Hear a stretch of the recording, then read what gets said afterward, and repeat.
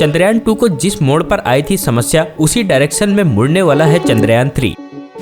चंद्रयान 3 की चांद पर सफल लैंडिंग के बाद क्या होगा? चंद्रयान 3 की सफल लैंडिंग नहीं होने पर क्या होगा? नमस्कार दोस्तों, मैं रतन सिंह और आप सभी का ट्रिगर न्यूज में स्वागत है। जिस घड़ी का इंतजार पूरा देश और दुनिया कर रही है, वो घड़ी अगले कुछ घंटों में आने वाली है। चंद्रयान 3 आज बुधवार 23 अगस्त की शाम 6:04 पर चांद की सतह पर उतरकर इतिहास रचने वाला है। मिशन चंद्रयान 2 की विफलता के बाद इसरो ने 14 जुलाई को इस नए मून मिशन को लॉन्च किया था। एक मीडिया हाउस के मुताबिक 5 अगस्त को चंद्रयान 3 चांद की कक्षा में प्रवेश कर गया था। 17 अगस्त को लैंडर और रोवर दोनों मॉड्यूल अलग हो गए। अमेरिका, चीन और तत्कालीन सोवियत संघ के बाद भारत चंद्रमा की सतह पर सॉफ्ट लैंडिंग करने वाला चौथा देश बनने की राह पर है। इतना ही नहीं, पूरा घटनाक्रम अगर इसरो के हिसाब से चलता रहा तो भारत मून के साउथ पोल पर सॉफ्ट लैंडिंग करने वाला पहला देश बन जाएगा।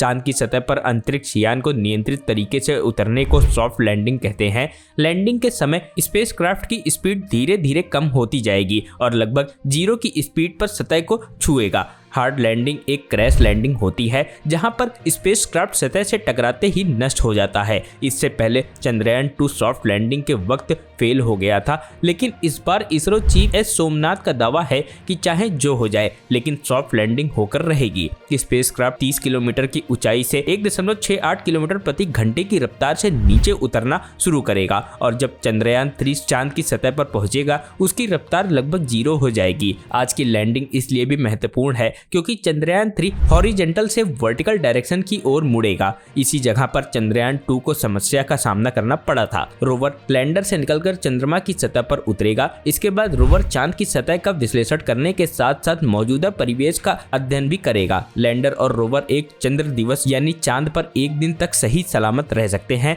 एक चंद्र दिवस पृथ्वी के 14 दिनों के बराबर होता है। 14 दिन बाद क्या होगा, इसके बारे में इसरो की तरफ से कोई जानकारी साझा नहीं की गई है। हालांकि वैज्ञानिकों ने इस संभावना से भी इनकार नहीं किया है कि लैंडर और रोवर एक चंद्र दिवस से भी अधिक जीवित रह सकते हैं। एक चंद्र दिवस वो समय होता है जब सूर्य चंद्रमा पर चमकता है। जब तक सूरज चमकता रहेगा, सभी प्रणालियां विधिवत काम करती रहेंगी। इसके बाद जब सूर्य चंद्रमा पर डूबेगा तो वहां अंधेरा हो जाएगा और तापमान 0 से 180 डिग्री सेल्सियस तक चला जाएगा। ऐसे में स्पेसक्राफ्ट के जिंदा रहने की संभावना कम हो जाएगी। अगर ये जीवित रहता है तो इसरो के खाते में एक और उपलब्धि जुड़ जाएगी। इसरो चीफ एस सोमनाथ के मुताबिक ऐसा होने की संभावना बेहद कम है। उन्होंने पहले ही कह दिया है कि इस बार चूक होने की कोई संभावना नहीं है। अगर विक्रम लैंडर के सभी इंजन और सेंसर काम करना भी बंद कर देंगे, तब भी सॉफ्ट लैंडिंग होगी। उन्होंने कहा था, अगर सब कुछ फेल हो जाता है, अगर सभी सेंसर फेल हो जाते हैं, कुछ भी काम नहीं करता है, फिर भी ये विक्रम लैंडिंग करेगा। इसे इसी तरह डिजाइन किया गया है, बशर्ते प्रोपल्शन सिस्टम ठीक से काम करना चाहिए। हमने इस बार ये भी सुनिश्चित किया है